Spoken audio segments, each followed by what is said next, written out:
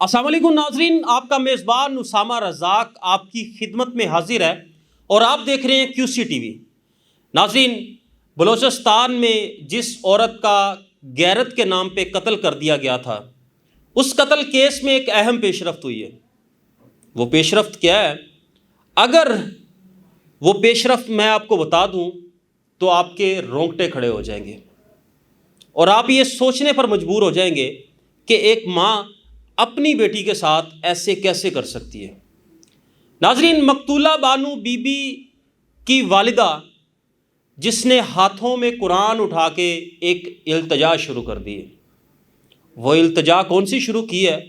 وہ التجا اگر میں آپ کو بتا دوں تو آپ کے رونگٹے کھڑے ہو جائیں گے اور آپ یہ سوچنے پر مجبور ہو جائیں گے کہ ایک ماں اپنی بیٹی کے ساتھ ایسے کیسے کر سکتی ہے۔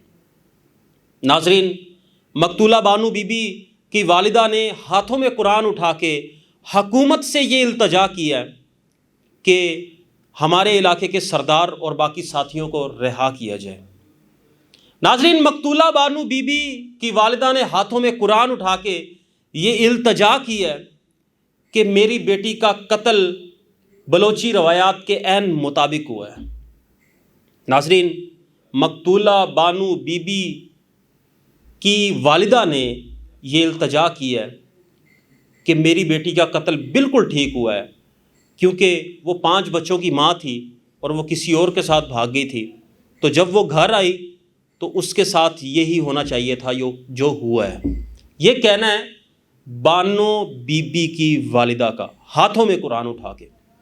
ناظرین، میں تو I'm really shocked اور میں یہ سوچنے پر مجبور ہو گیا ہوں کہ ایک ماں اپنی بیٹی کے ساتھ ایسے کیسے کر سکتی ہے۔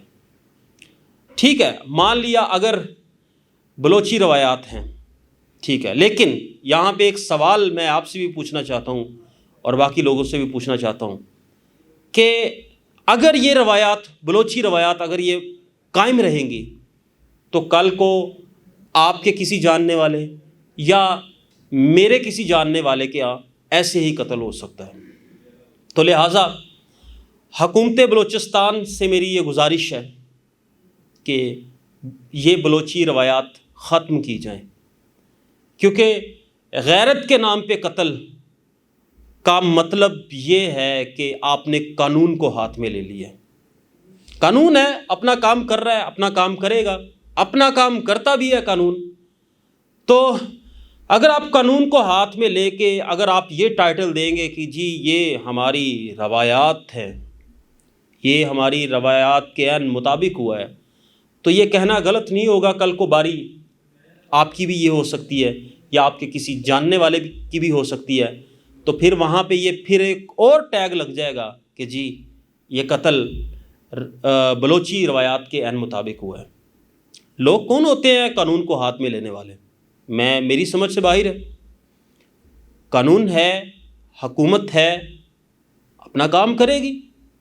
اس طرح پھر اگر یہ روایات برقرار رہیں گی تو کل کو آپ کی باری آ جائے گی یا آپ کے کسی جاننے والے کی باری آ جائے گی، اس کا اسی طرح قتل ہو جائے گا اور بعد میں جی ٹیگ لگ جائے گا، بعد میں یہ ٹائٹل لگ جائے گا کہ جی غیرت کے نام پہ قتل ہوا ہے۔